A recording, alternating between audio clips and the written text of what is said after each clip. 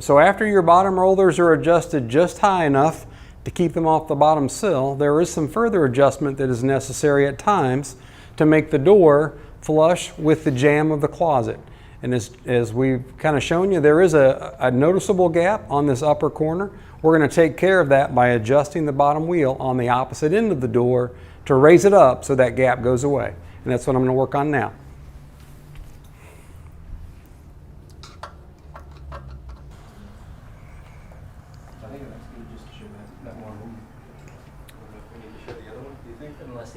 Okay, similar repair or adjustment needs to be done on this door.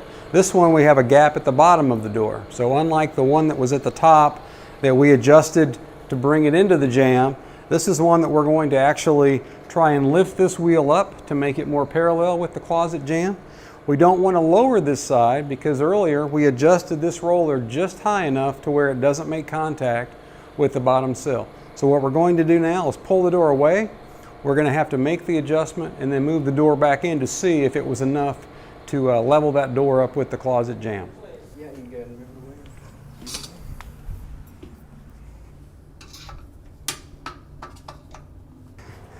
That's enough. Awesome. Yeah, that's great.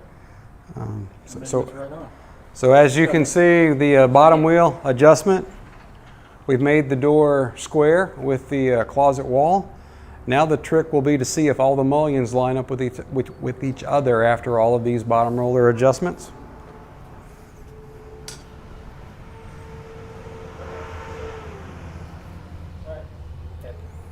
One subsequent adjustment I think we'd recommend would be the middle door. Mullions look okay, but as you can see, the vertical style has a little more of a show in the bottom of the door than it does in the top of the door.